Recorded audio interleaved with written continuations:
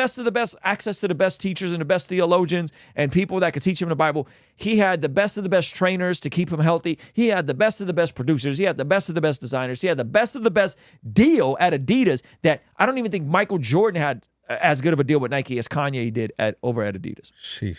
And unfortunately, he didn't know how to channel these things because he skipped step 2. He never properly grieved with the loss of his mother and the loss of other issues he was going through. And I think that's the biggest hindrance that happens to people in their pursuit of God's purpose for their life, in their pursuit of their assignment for a specific season, is if you're dysfunctional and you never deal with your trauma and you never deal with your junk and you never deal with grief and you never deal with the things that you're supposed to deal with, your mental health issues, whether it's autism or ADHD or whatever it is, your depression, your anxiety, if you never deal with it and you skip step 2 and you want to just go right into skill stacking and doing all these things like Kanye did, you could get the results that Kanye got. Could you imagine if he was still walking with Jesus?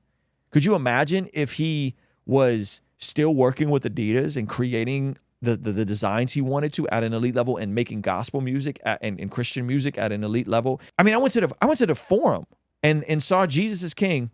90% of the room isn't Christian. 100% of the room is singing Jesus, your King.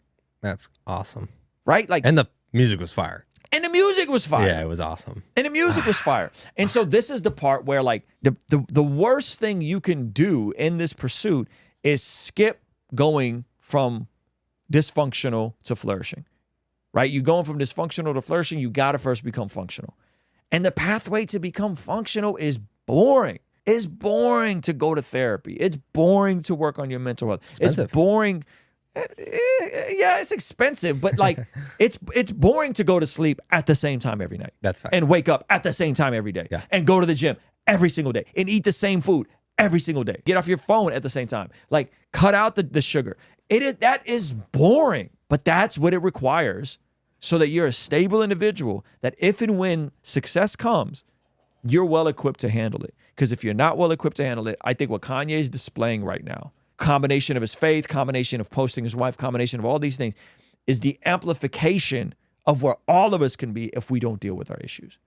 If we don't lean into healing and dealing with our issues physically, spiritually, emotionally, and getting to the root of those issues and not just the fruit of the issues.